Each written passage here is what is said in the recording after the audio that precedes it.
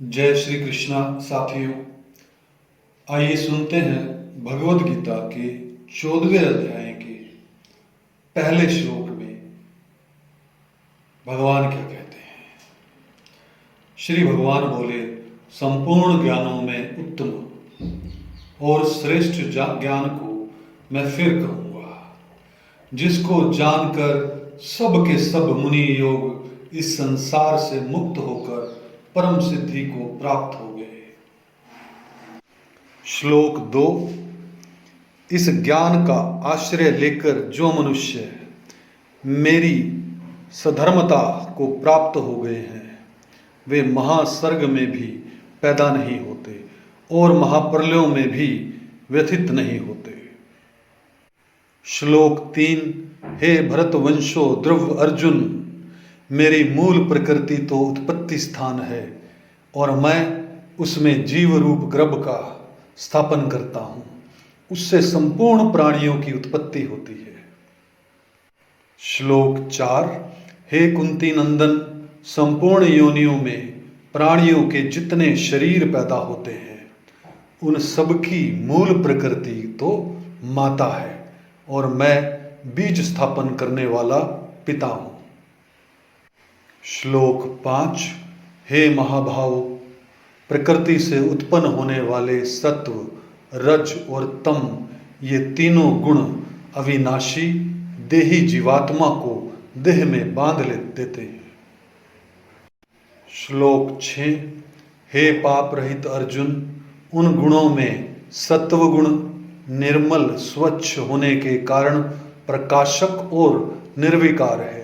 वह सुख की आसक्ति से और ज्ञान की आसक्ति से देही को बांधता है।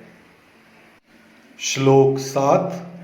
हे कुंती नंदन, तृष्णा और आसक्ति को पैदा करने वाले रजोगुण को तुम राग स्वरूप समझो। वह कर्मों की आसक्ति से देही जीवात्मा को बांधता है। श्लोक 8। और हे भरतवंशी अर्जुन, संपूर्ण देहधारियों को मोहित करने वाले तमोगुण को तुम अज्ञान से उत्पन्न होने वाला समझो। वह प्रमाद, आलस्य और निद्रा के द्वारा देह के साथ अपना संबंध मानने वालों को बांधता है। श्लोक 9। हे भरतवंशो ध्रुव अर्जुन, सत्व गुण सुख में और रजोगुण कर्म में लगाकर मनुष्य पर विजय करता है, परंतु तमोगुण ज्ञान को ढककर एवं प्रमाद में लगाकर मनुष्य पर विजय करता है। श्लोक 10। हे भरतवंशो ध्रुव अर्जुन, रजोगुण और तमोगुण को दबाकर सत्वगुण बढ़ता है, सत्वगुण और तमोगुण को दबाकर रजोगुण बढ़ता है। वैसे ही सत्वगुण और रजोगुण को दबाकर तमोगुण बढ़ता है। श्लोक 11। जब इस मनुष्य शरीर में सब द्वारों, इंद्रियों और अंतकरण में प्रकाश, स्वच्छता और विवेक प्रकट हो जाता है, तब यह जानना चाहिए कि सत्वगुण बढ़ा हुआ है। श्लोक 12।